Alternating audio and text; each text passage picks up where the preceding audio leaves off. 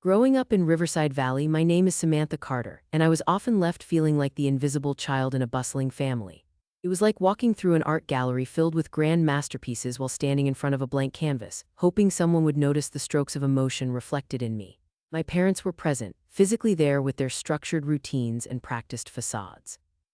They moved through life like clockwork, but emotionally it was as if they had erected great stone walls around them, fortresses I could never hope to penetrate. Family dinners were a study in silence. We would be seated around the table, the clatter of forks and the aroma of food swirling through the air, but the warmth that should have filled the spaces was absent. The laughter I craved was replaced with an echoing void marked by unspoken words and unshared sentiments. "Can you pass the peas?" I would say, my voice breaking through the silence, a mere ripple in a still pond of indifference. My father would grunt in response, perhaps nodding, his focus still on the television muted in the background. My mother would nod absently, her mind weaving through thoughts I could only guess at, busy constructing walls between us brick by brick. I felt like I was grasping at shadows, desperately trying to grasp any shred of connection with my family. Each attempt at rekindling our spirit felt like a feeble candle flickering against the wind. "Mom, can we plan a family vacation, maybe the beach or the mountains?" My voice was filled with hope, each word an earnest stone thrown into the water, creating ripples of anticipation. I braved this suggestion during one of those anxiety-laden dinners where I was sure this time would be different. I could hardly wait to hear the excitement bubble up in their voices, a simple escape from our stark reality. But instead, I was met with blank stares. A scoff from my older brother, perhaps, or was it my younger sister rolling her eyes, a practiced reflex that dismantled the hope I clung to? Just a shrug or an apologetic smirk from them all signaled that I might as well have been speaking a foreign language. My heart sank, its weight a palpable stone in my chest as I gazed into their indifferent faces. It felt like I was underwater, watching them through a thick glass barrier. My desire for a united family drowned beneath the surface, far beyond the reach of my outstretched hand. Later that night, I lay in bed, staring at the ceiling with its chipped paint and the faint shadows dancing from the streetlight outside. I thought of the emptiness that hung like a dense fog in our home. My siblings slipped away into their own lives, their own worlds filled with friends' endeavors and dreams, leaving me to tinker at the edges, trying to find a way to mend the gaping wound in my heart. My thoughts spiraled. How many more dinners would pass like this? How many more times would I grasp for connection only to be met with rejection? The loneliness grew louder each day, almost a physical ache in my chest. Months passed, turning into seasons, the relentless passage of time piling on layers of despair. I thought my family was merely busy with their lives, caught up in responsibilities that left them little room to care about me. I had resigned myself to being the one who cared the most, the one aching to keep the connections alive even as the walls around us thickened. And then, almost shockingly, the world turned upside down. The day my father fell ill was the day the sky darkened in my mind, the clouds swirling with dread that felt almost tangible. I had sensed something wrong, a hesitance in his voice when he spoke, a weariness etched into the lines of his face. I brushed it off initially, thinking it was just another instance of my father seeking attention, the matriarch's role that came with his position in the family. I tried to reach out to find some semblance of connection through fleeting conversations and stolen moments. "Dad, are you okay?" I asked one afternoon, sitting beside him on the worn couch, the fabric fraying under years of neglect. He looked at me with tired eyes, a hint of uncertainty behind their familiar warmth. "I am fine, Sam. Just a little tired," he replied, a nonchalant wave of his hand dismissing my concern like a pesky fly. But the twist in my gut told me something deeper was at work, something I could not shake off. When the phone call came from the doctor, it hit like a bolt of lightning. The sudden crack in the sky would have been less shocking. I stood in a haze of disbelief as the words tumbled from the receiver, their implications wrapping around me like a cold blanket. The doctor's somber tone was a melody of despair, telling me everything I feared to understand. "Your father has been diagnosed with a serious illness," the voice said, steady but cloaked in sorrow. "We need to discuss treatment options and support for your family." With each word, the world started to lose its color. I braced myself against the kitchen counter, feeling the cool granite bite into my palms as if needing something solid to hold on to. The weight of realization pressed down on my chest. I was desperate to hold on to the tendrils of the family I had always known, to pull us back together as the sturdy unit I once dreamed about. Yet when I shared the news with my family, it twisted my gut to see how casually they dismissed it. My siblings, sitting in the living room engrossed in their respective screens, barely looked up when I broke the news. "I need you all to pay attention," I said, my voice trembling with urgency. "Dad is really sick," the doctors said. I faltered, their apathetic expressions pulling me further down into despair. "Come on, Sam, don't be dramatic," my older brother scoffed, shaking his head as if trying to rid himself of the gravity of my words. "He's just tired, we all get tired." "Yeah, leave him alone," my sister chimed in, her eyes still glued to her phone, thumbs dancing over the screen. "You always do this, it's just a phase." Those dismissals cut deeper than any blade could. My heart felt as though it were unraveling at the seams, the stitches pulling apart with each careless remark. The world around me blurred, the colors bled together in a chaotic mess of confusion and hurt as their lack of concern echoed back through the house, an uninvited guest haunting every corner. I need you to understand how serious this is, I pressed, yielding to the panicked plea in my voice. This could change everything for us. He needs us now. Why are you making such a big deal out of it? They replied, their casual dismissal feeling like a punch to the gut. And in that moment I wanted to scream, to grab them by the shoulders and shake the indifference from their bones. But truth be told, I was alone in this fight. Alone in my desire to drag us into the light. As days turned into weeks filled with doctor appointments and treatments, my siblings remained locked in their worlds, absorbed in the lives they had carved out for themselves, unconscious of the crumbling foundation beneath us. Would they even notice if the structure finally fell apart? Would they care? The hollowness echoed louder now that I knew the stakes. I became fixated on keeping us together. This alone felt like a daunting task. My resolve was strong, igniting a flicker of hope within me, but the fear of failure loomed overhead like a storm cloud ready to burst. I set myself a mission, one that needed to be completed no matter the cost. I would cultivate our family like someone tends to a delicate garden, pulling out the weeds of indifference and nurturing the fragile sprouts of connection into sturdy roots. Let's have dinner together, just us, I suggested one evening, my voice betraying the desperation underneath. Sam, I have a ton of homework to finish. My brother waved me off as he hurried up the stairs. Maybe tomorrow, I have plans, my sister added, barely looking up from her phone. I felt my heart twist painfully again, but I wouldn't allow myself the luxury of giving in to despair. I swallowed the lump in my throat and resolved to keep pushing. Fine, tomorrow, no excuses. And thus began my relentless fight to forge connections from the ashes of our failing bond. I would not let them slip through my fingers. There was too much at stake now, and I was determined to bring them back to the table, to make them see what truly mattered before it was too late. Little did I know, the battle ahead would be fiercer than I could imagine. And I wasn't yet aware of the methods of revenge my heart would concoct to bring about that change. Fueled by the longing for a family I felt slipping away when I moved my father into my home, it was supposed to be temporary, a small, heartfelt gesture to showcase my commitment to the man who had given me life and love. Instead, it morphed into a torturous descent into shadows, my home becoming a battleground for a war I never signed up for.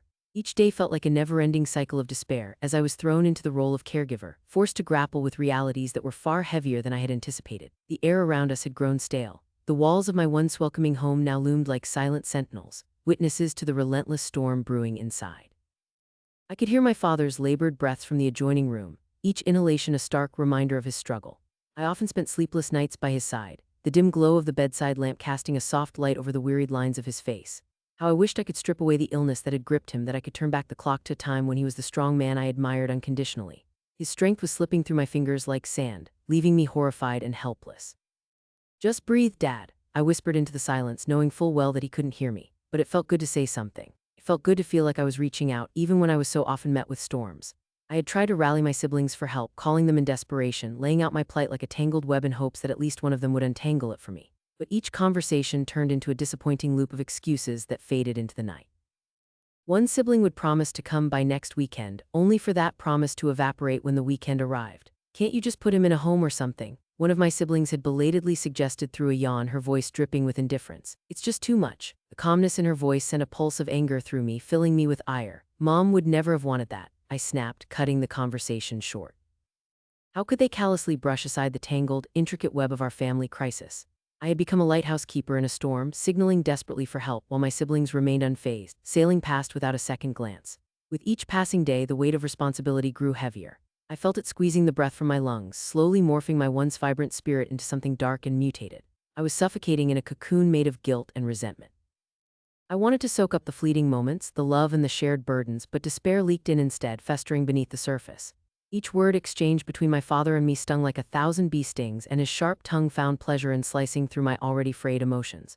You don't know what it's like to be like this, he shouted one night, his voice filled with bitterness as he waved his arms wildly. You think this is easy for me.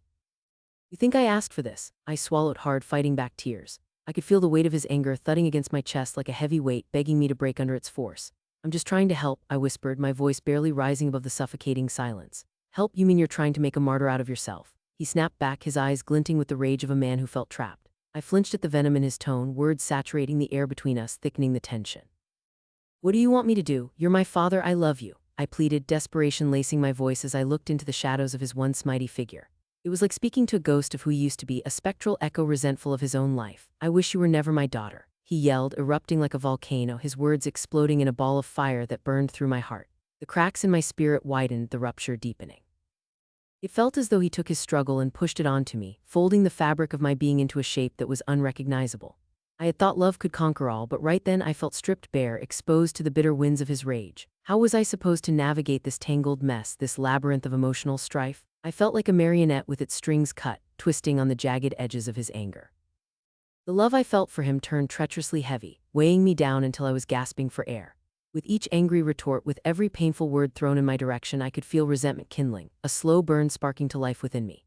It was an insidious thing, growing like a weed in the cracks of my heart, nurturing itself in my despair. This was not the father I had known. He was a tempest pulsing just beneath the surface, ready to unleash destruction. I paced my small kitchen at night, staring out into the dim light of the street.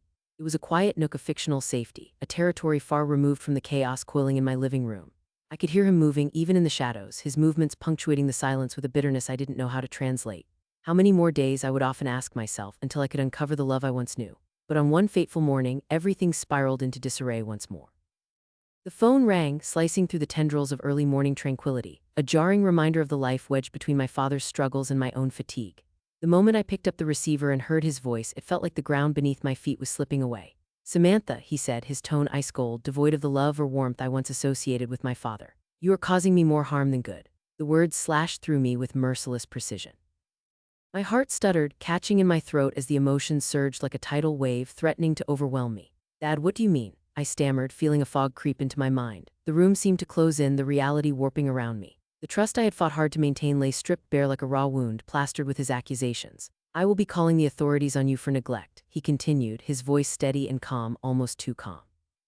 Sounded like a threat cloaked in unyielding resolve, and it crushed me. My grip on the phone tight, my knuckles whitening as I fought against the whirlpool of emotion that threatened to suck me in. "You don't mean that," I said, desperation squeezing my voice tight, seeking any foothold in the crumbling conversation.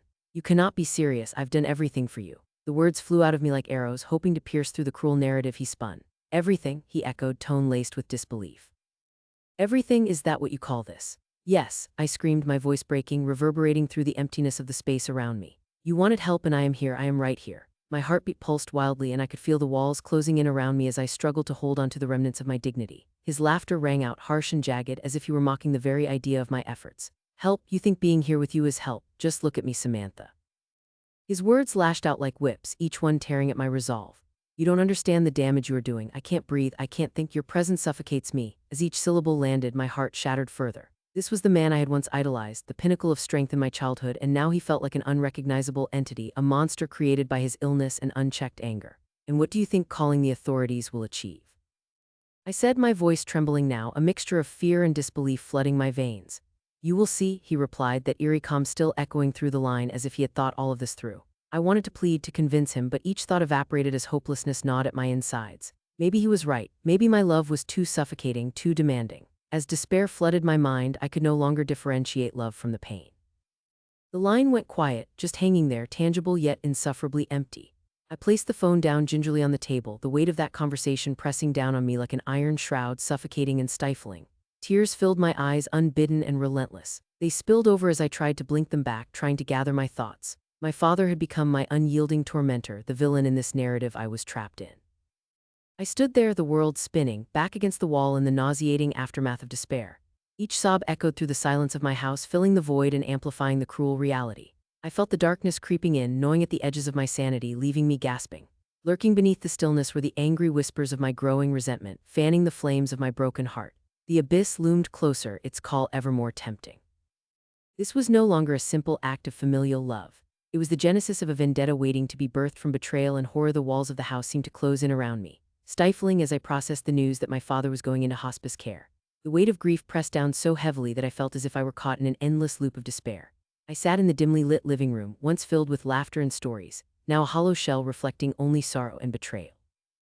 It was here, surrounded by the frantic whispers that transformed into angry shouts from my siblings, that I began to realize the battle that awaited us, when not against the inevitable loss of a father but against each other. The sound of argument echoed, filling every corner with sharp words that cut deeper than I thought possible. "You're only suggesting that because you want to shift the burden onto me." One sibling barked, pointing a finger that trembled with an accusation no one should be enduring at such a time. Another sibling shot back, "Mom would have wanted me to make the arrangements. You just want the spotlight on yourself. Find another way to get attention." My heart pounded painfully in my chest, each jab sinking into my skin like daggers. How could we be here, on the edge of losing a parent, and choose discord instead of unity? The air felt thick, and I felt humanity slipping away from us, like holding onto sand only to watch it pour through my fingers. I was tucked away in the corner, an unwilling spectator in this deeply unsettling theater of pain. Their voices crescendoed, a symphony of accusations, each sibling trying to outdo the other, heads shaking, hands flailing, emotions stripped of grace. I could no longer remain silent in the midst of this chaos. My voice, hoarse yet resolute, cut through the cacophony of anger. Can we stop fighting for once, just for him? The plea left my lips with a fragile sincerity, trembling against the raw emotions swirling around us. The silence that followed felt like ice, sharp and unforgiving. They paused, turning towards me, eyes wide with surprise, yet the tension remained thick like a fog that refused to lift. I inhaled deeply, hoping that this moment would be enough. I had barely finished gathering my thoughts when my siblings resumed their argument, folding back into their previous preoccupations. I felt small again, my heart as heavy as a stone beneath the burden of grief and misunderstanding. Taking an unsteady breath, I focused on my spouse. They had always been my anchor, the steady presence I clung to in a storm. Their arms wrapped around me, warmth spreading like a fire that cut through the coldness of our surroundings.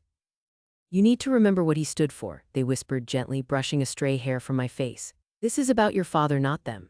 I nodded, but the swirling storm of hurt within me felt insurmountable. We settled into a small corner of the room, away from the tumult of our family. Their voices faded into the background as I leaned against my spouse, allowing their strength to seep into my bones. Together, we worked on a digital album, piecing together what felt like scattered fragments of my father's life. Each image we chose held a memory. The time he took us fishing, our first family holiday, laughing around the dinner table with everyone. I felt as if I were weaving a tapestry of love and nostalgia, my heart spilling onto the digital pages. However, even in this quiet sanctuary, shadows loomed large. My siblings' words pierced the fragile bubble of safety we had crafted. What's your spouse doing here anyway? Are they planning to swoop in and take everything? Someone's voice sounded bitter, heavy with suspicion, suggesting that my spouse had ulterior motives hidden beneath their kind surface. Rage ignited within me, squeezing my heart painfully as my fists clenched unconsciously. How could they attack the one person who stood by me when they were the ones squabbling over the parade of grief? Do you really think they want anything? I snapped, my voice sharper than I intended, burning with indignation. I felt the flame of fury consuming me, washing away the paradigm of love and respect I once held for my siblings. They have sacrificed so much for this family, far more than any of you know. This is not some kind of game. We're not here for a piece of his legacy. My voice trembled with fear and rage, my heart a battle drum against the backdrop of my family's dysfunction. The room fell silent again, this time more profound than before. Eyes turned to me, shocked by the intensity of my words. I could almost see the cogs in their minds turning as they reevaluated their positions. I saw surprise, recognition, and a flicker of guilt perhaps as they grappled with the truth that had erupted before them. I just think we should honor Dad, and instead I feel like we're just diving deeper into this pit of shame. I could feel the tears trying to break free as I voiced my thoughts. This is not what he would have wanted for us. He loved us all equally. I need you to understand that what's happening right now doesn't make any of us a better child. Their expressions shifted. Slowly, one sibling lowered their gaze, a tentative understanding flickering across their face. You're right, they murmured, barely above a whisper, as if testing the words against their tongue. They trailed off, lost in regret, and I could tell they were reeling from the realization of how far we had all strayed.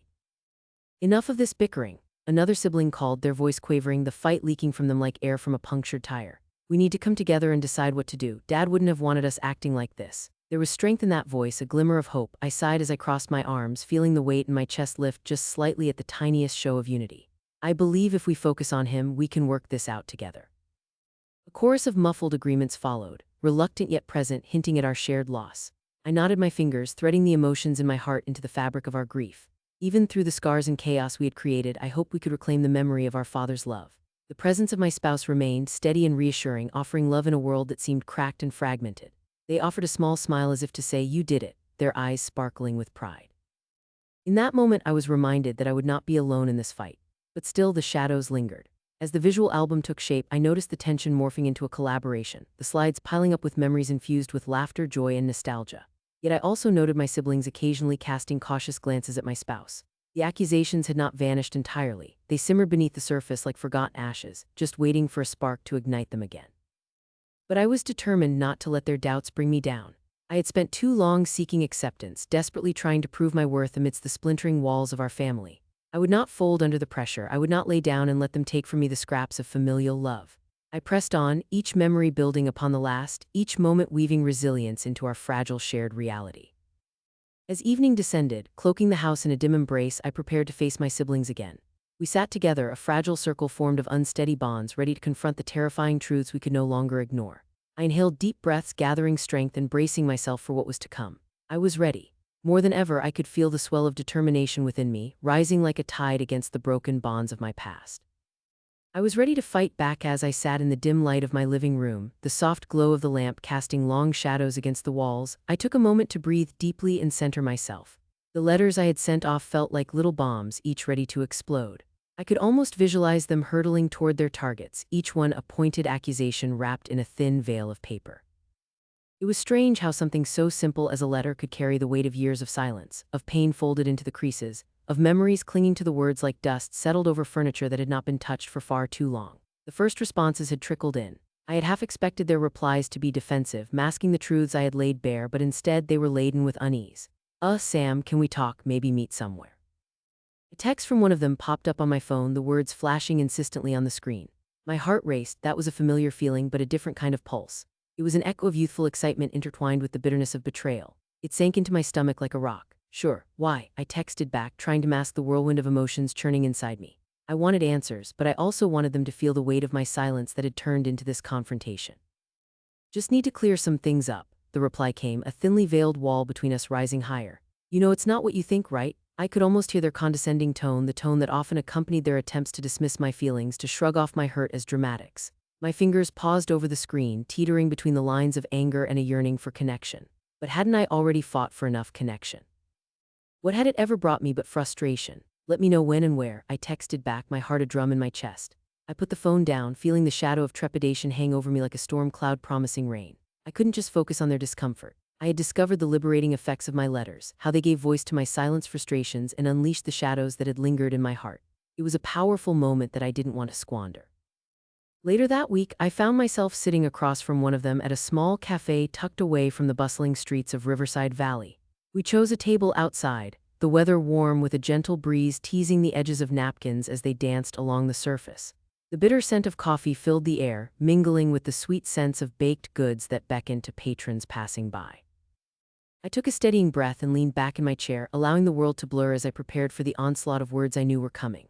"Hey," they said tentatively, not meeting my eyes. Their voice wavered, less of a greeting and more of a question, weighing the atmosphere like a dense fog. "So about those letters," I smiled softly, hoping to break the tension. "What about them?" I wanted to hear their thoughts, curious about the way each carefully chosen word might rattle their insides. "Well, I mean."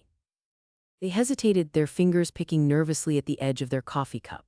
"You penned a lot of things that seemed unfair." My smile faltered, the breath in my lungs momentarily snagged. "Unfair," the word hung between us, thick and leaden. "You think it was unfair for me to express how your absence affected my life? It has never been unfair to feel abandoned or neglected, especially when I had to watch our father decline alone." They opened their mouth to speak but quickly shut it, a flurry of thoughts crashing around behind their eyes. It was a moment I had once relished, now it felt like a feather being pulled down by gravity. They finally said, "But everyone deals with grief differently, Sam. We were busy." "Busy," I repeated, letting the word land heavily between us. "Busy doing what?" "Planning family vacations, starting new jobs, filling your lives with distraction while I was left behind."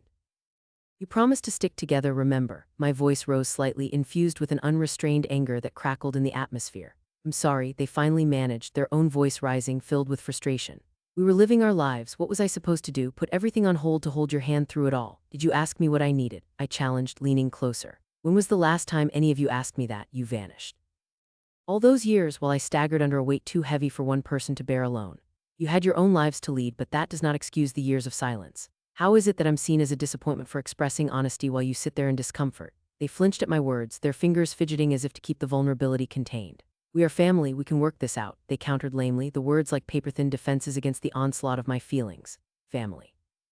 Then why doesn't it feel like it?" I spat out, my voice low but unwavering, echoing my pent-up emotions. "Why did you let me feel like an outsider when I was in the middle of our family's greatest heartache? Your kindness towards someone who was suffering was non-existent." "Look, I didn't know how to handle it," they admitted, their face flushed with frustration, sweat beading at their temple. "We were scared. We didn't know how to help you deal with everything. I was worried I would just make it worse." "Worse," I whispered, the word wrapping itself around my heart so tightly that I couldn't breathe. "You don't get to make it worse, not when the absence of your presence is what made it worse in the first place." Silence stretched between us, wanting to bridge caves that had opened in the last few years, but how could we ever reach across them? I watched as regret played across their features, an unreadable mix of guilt and anger battling for control. "Fine," they finally breathed, pain etched in every pore. "I see what you're saying now. I've realized it, but you have to understand our perspective as well. But Sam, you can't just blame us, we have our struggles too." "Yes, but yours do not lessen mine," I shot back, a defiant fire igniting inside me. "Yours are not more important, nor were they ever meant to drown me out." Everyone carries their weight, yet it feels like I was the only one walking under burdens too heavy to hold. Sometimes being family is about understanding others' struggles and learning to navigate them together. I had to do that alone. I know I've messed up, they conceded, their voice tinged with a whisper of defeat. I didn't mean to hurt you, we didn't know what to say, how to act. What is true hurt is knowing that love should have brought us together instead of pushing us apart. I admitted, a wave of vulnerability washing over me, leaving me feeling raw and exposed. Can we try to change that? They asked, their eyes finally locking with mine. Can we make this right? Honestly, I drew in an unsteady breath. I want to believe in that, but it has to come from the heart. Sorry is just a word to throw at me. I need time. I need to see this isn't just an empty gesture. We sat in silence. The bittersweet nature of our conversation hung in the air, heavy with unprocessed pain and uncertainty of what our next steps should be.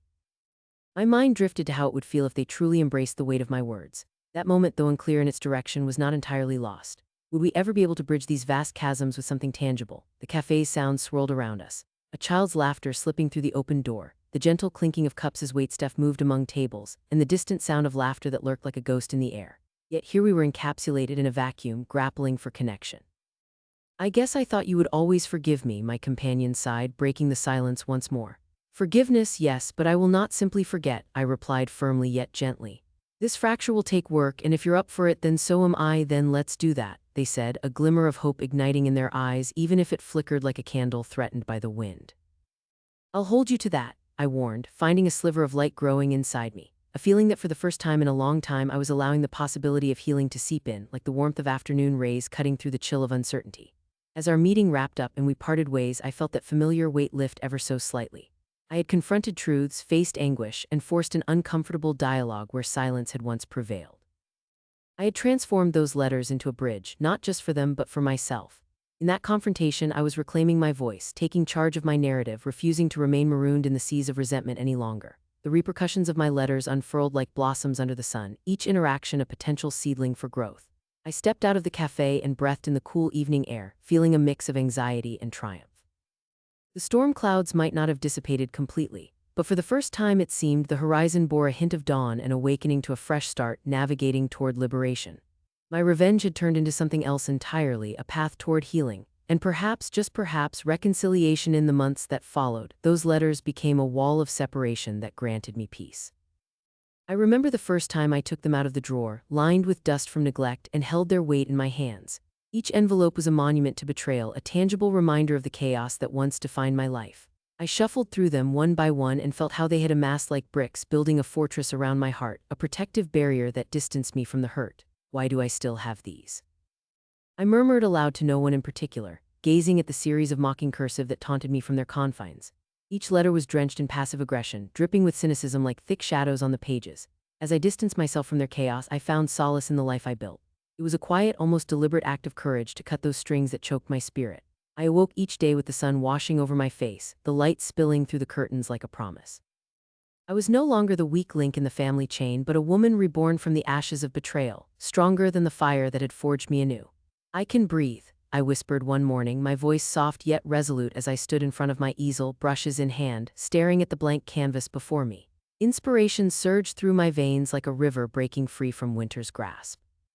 I dipped my brush into a vibrant shade of red and touched the canvas, allowing the color to flow from me, its intensity a reflection of the resilience I had unearthed within myself.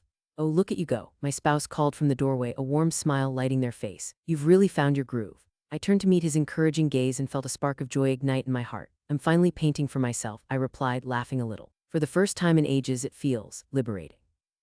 That liberation washed over me like a refreshing breeze on a hot summer day.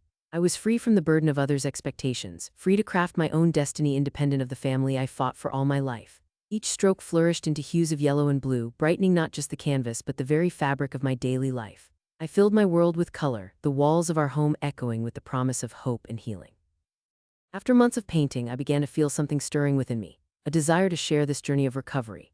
I turned my focus onto the community around me and began volunteering at a local community center. Each week, I stepped into the warmth of the bustling place that was alive with laughter, tears, and stories waiting to be told.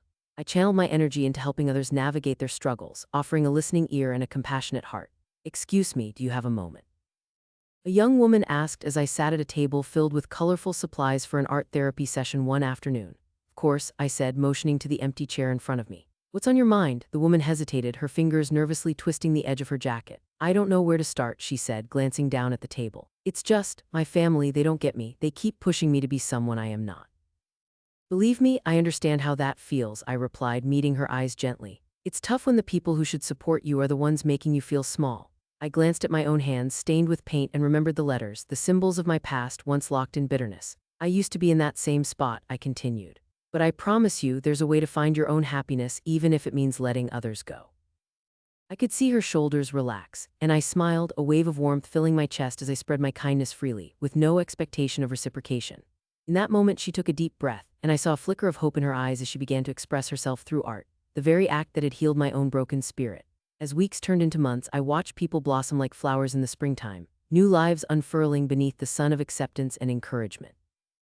Gone was the Samantha who longed for family ties. Instead, I emerged as a woman proud of who I had become, fierce and unyielding in my journey towards self-acceptance.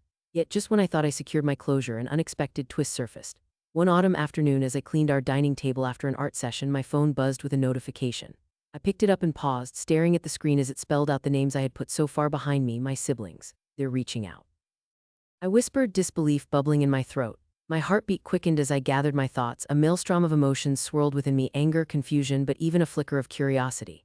What could they possibly want? I took a deep breath and opened the message. We are seeking peace. Let's reconcile. We miss you. The words were simple, yet they struck me like a lightning bolt. A part of me wanted to react angrily, spitefully, but I knew better. I had learned to breathe through the chaos, to carve out my own truth in a world that tried to drown me with their doubts. I felt my spouse's gentle hand on my shoulder. Are you okay? He asked, concern lining his brow. What does it say? They want to reconcile, I said slowly, words dragging painfully like heavy stones. My heart thudded in my chest, a testament to my turbulent emotions. It's like they think I've been waiting for them all this time. Have you? He probed gently, his gaze steady. No, not at all, I shot back, the fire of my conviction flaring bright. I have found my joy without them. I did not need their approval. I grew, I changed, I transformed. It felt good to voice my truth, and as I spoke, I felt a surge of strength course through me. I took a moment to gather my thoughts, my eyes drifting to the colorful paintings adorning our walls. Each canvas was a glimpse into my soul, echoing my journey towards liberation. They think they can just come back into my life because they feel guilty, I continued, a tremor of disbelief lacing my voice. But that's not how it works. I've fought so hard to break free. I won't just fold because they suddenly have a change of heart. Then don't, my spouse affirmed softly, moving closer, wrapping an arm around my shoulders. You have every right to protect your peace. You don't owe them anything, especially after everything they put you through. I took a deep breath, allowing their words to permeate my thoughts. You're right, I said, realization dawning on me. The letters were my strength. They helped me reclaim my power, my voice in a household that could not voice their own. I could feel a quiet determination blossoming within. I will respond. With newfound purpose, I picked up my phone and began to type. My fingers danced over the screen as I poured my heart into a message. Thank you for reaching out. I've grown and changed, something I wanted from you all those years, but I have found joy without you. Perhaps you can understand what that means. Hitting send, I felt a wave of relief wash over me, a cleansing sensation that flowed through me like a river purging itself of debris. I stared at the phone, waiting, breath held in anticipation. But deep down, I knew I would be okay no matter their response or lack thereof. Do you think they will understand? I asked my spouse, my anxiety creeping back in. They might, he replied thoughtfully, but don't let that dictate your peace. He kissed the top of my head reassuringly. This is your journey, not theirs. I nodded, clarity washing over me like the waves lapping against a lonely shore. With that clarity, I understood. Sometimes breaking away is not a loss but a powerful liberation. In letting go, I found redemption, healing, and ultimately peace. As I looked out the window to where the sunset was spilling gold and orange across the sky, I felt a quiet smile settle on my face, knowing I had reclaimed my narrative, turning the pages of my life one brushstroke at a time. The weight of the past no longer burdened me. Instead, it elevated me to places I had never dreamed I could soar. I was a woman renewed, filling my own canvas, unbounded and fierce. The sunset of my life was just beginning.